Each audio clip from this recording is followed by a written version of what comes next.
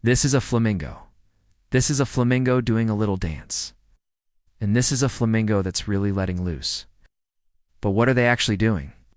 Is it just random? Or are these birds trying to tell us something? Well, like most animals, flamingos have their own special way of communicating, and that includes their dance moves. So let's find out what those really mean. First, we need to talk about the setting.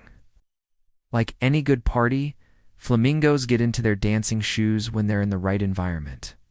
For them, that means being in or near water, because if you want to see a flamingo dance, you have to head to their favorite stomping grounds, the shallows. Shallow water means more food, which means flamingos are generally pretty happy. That's why you often see them dancing at dusk after a day of feeding, showing off their best moves to show how awesome the day was. But why do they do it in the water? One theory is that dancing in the water gives flamingos extra leverage to be more dramatic. It's like a dancer using the bar for support. And the water also makes it easier for them to be a little silly.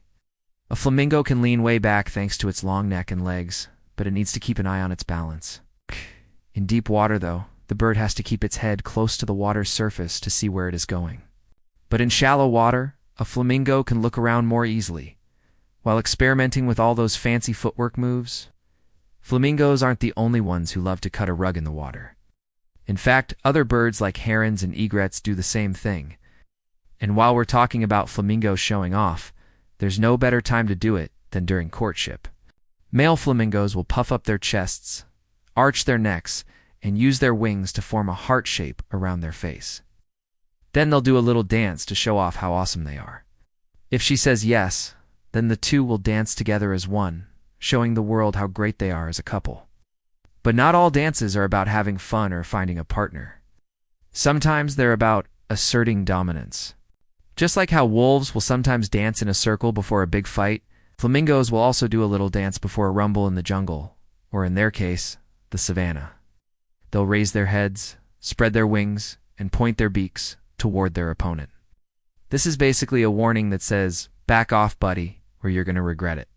Of course, sometimes flamingos have to dance just because they can't help it. If there's an earthquake or a strong wind, a flamingo might do a little dance just to stay upright. Even if they don't mean to do it, though, it still looks kind of funny, almost like they're doing the hokey pokey.